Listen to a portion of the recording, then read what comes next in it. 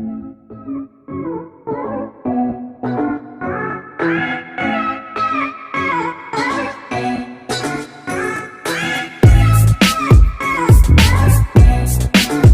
back to Class of Learning. Here with Rahul Sharma, your friend, and this class all about comparative literature. Sir, MEG 15 ये paper थोड़ा leak से हटके है। कई students को इसका नॉलेज ही नहीं है और कई लोग ऐसा करते हैं कि यार ये वाला पेपर सर नहीं लेते क्योंकि आपने इसको फेवरेट में नहीं डाला, क्योंकि आपके फेवरेट तो बाकी चार हैं। तो यहाँ MEG 15 जिन्होंने लिया है वो क्या करेंगे and how they guys are going to crack this paper with least 60-70 marks तो आ जाए सर, तो उसके लिए क्या करना होगा, क्या स्ट्रेटजी फॉलो करनी होगी। तो इस पेपर के लिए कुछ ज्यादा वीडियोस भी नहीं है, तो सर हम कैसे पढ़े, ये मैसेज लगा था आपने, तो मैंने कहा चलो ठीक है इस पे वीडियो बनाते हैं और इसके टॉपिक्स को भी क्लियर कर लेते हैं।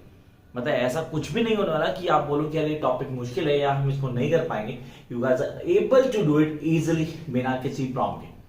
तो ठीक है, क्या करते हैं इस पूरे पेपर को डिस्कस करते हैं, कौन से पार्ट इंपॉर्टेंट है और कौन से हमें करने हैं और पेपर का पैटर्न क्या रहेगा, सारी चीजें हम डिस्कस करेंगे। क्योंकि बच्चे बोलते हैं हमें पेपर का पैटर्न नहीं पता, how to deal with this particular paper, तो इसको कैसे करेंगे।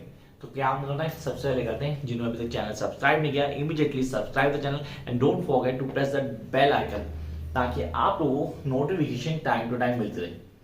Start the class. First thing, comparative literature. When somebody asks the comparative literature, what does mean? Sir intro तो उसी बारे में था, सीधे से अगर इंट्रो की बात करता हूँ, फर्स्ट ब्लॉक इंट्रो है वो इसी बारे में कि कंपैरेटिव लिटरेचर है क्या। Sir the literature that have no boundaries, I repeat the literature that have no boundaries is always comparative literature. दूसरे वर्ड में बोलूं तो सर इसको ना क्या करते हैं, हम लिटरेचर कंपेयर करते हैं, इंडियन लिटरेचर विद यूरोपियन और अमेरिकन और ऑस्ट्रेलियन और ब्रिटिश लिटरेचर, इसको हम बोलते हैं कंपैरेटिव लिटरेचर। हिंदी में बोले तो तुलनात्मक साहित्य, कंपैरेटिव लिटरेचर बेसिक मीनिंग होता है हिंदी में, हम क्लियर करते हैं। अब हमारे लिए सबसे पहला पॉइंट आता है यार ये कंपैरेटिव लिटरेचर को क्लियर करना है, तो इसमें रिटन और ओरल लिटरेचर, फोक लिटरेचर, MEG 16 की बात नहीं कर रहा, पहले क्लियर कर लेना। यहां मैंने आपको लिटरेचर बोला जो आजकल चल रहा है और जिसको हम कंपेयर करते हैं थ्रू आउट द वर्ल्ड। तो फर्स्ट इंट्रो है, इंट्रो में क्वेश्चन आते हैं नहीं आते, लोग बड़ी सारी चीजें पढ़ते हैं, तो क्या करना है नोट्स में जो क्वेश्चन आंसर दिए खाली वो पढ़ना है इंट्रो को, उसके अलावा कुछ नहीं पढ़ना आपको। Come to the second phase, that is comparative Indian literature. हाँ सर ये इंपॉर्टेंट है, कंपैरेटिव इंडियन लिटरेचर दो पार्ट्स के अंदर, फर्स्ट और सेकंड। आप लोग first part then the second part दोनों को क्लियर करना जरूरी है, दोनों को समझना भी इंपॉर्टेंट हमारे पास। तो पहली चलती है सर फर्स्ट पार्ट, ओरल और रिटन। अभी ओरल लिटरेचर की बात करें, पंचतंत्र की कहानियां, एक एग्जांपल दे रहा हूं खाली आपको। मैंने कहा ओरल लिटरेचर, रिटन जिसको लिखा गया आपका तो मैं आप हम सब पढ़ते हैं, रिटन लिटरेचर उसको डिफाइन किया गया। And then we have the some major part, historiography और पीरियडाइजेशन। सर इनमें से एक क्वेश्चन पक्का कंफर्म बनता है, वैसे से हिस्टोग्राफी और या पीरियडाइजेशन, इन पे क्वेश्चन बनता है कंफर्म, एक क्वेश्चन आएगा एग्जाम में। अगर फिर भी आप लोगों ने नहीं किया तो प्लीज बाद में बोलना कि सर आपने बताया नहीं था। Jump up to the next part, that is sir the ideas of modernity, that is comparative Indian literature part 2। यहाँ पे था idea of modernity. Sir modernity पे क्वेश्चन कंफर्म होता है पेपर के अंदर, अब आप करते हैं या नहीं करते again choice is yours, entirely yours. तो आपने करना है तो इट्स गुड टू डू, नहीं करना तो कोई प्रॉब्लम नहीं है, जंप अप कर सकते हैं हम। सेकेंड पार्ट पे आते हैं हम, हियर सर चॉमास डम, ये स्टोरी लाइन है, इसको घोड़ के भी जाना, पक्का घोड़ के भी जाना, इसमें क्वेश्चन आएगा एग्जाम में।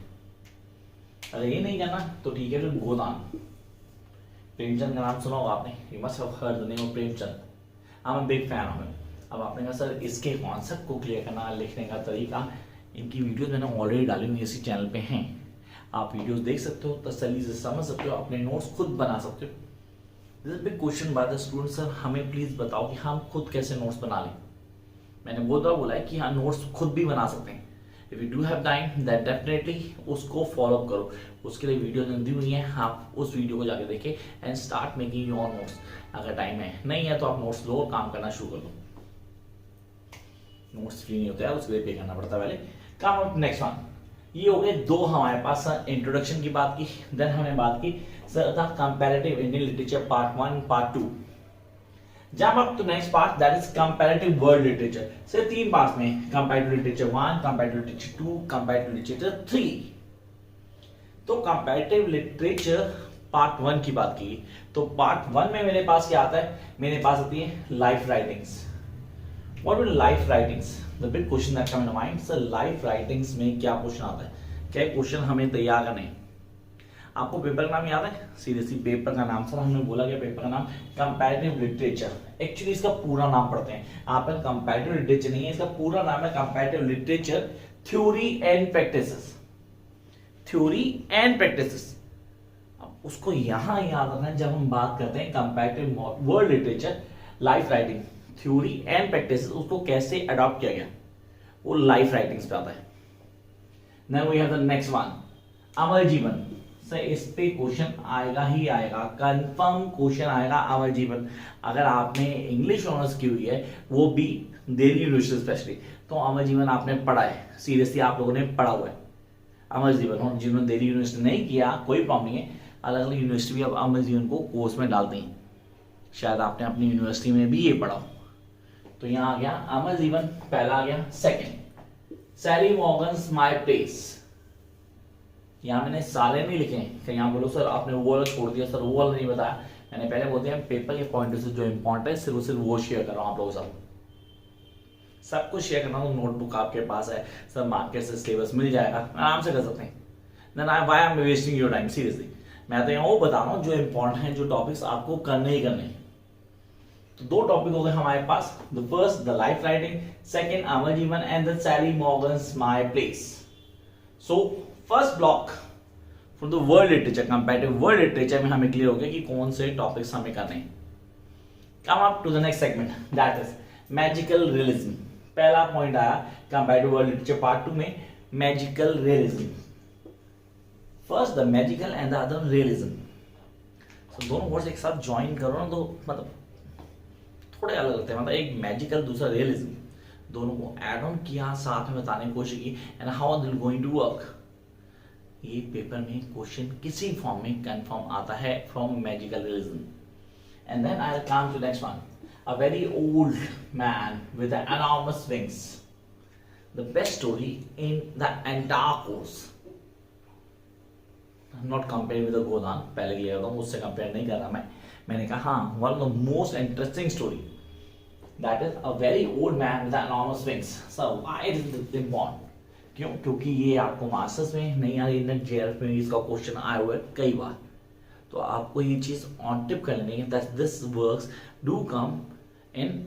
सर आपने बोला कॉम्पिटिटिव एग्जाम्स में भी क्वेश्चन आते हैं, तो हम इसको अच्छे से कर लेंगे।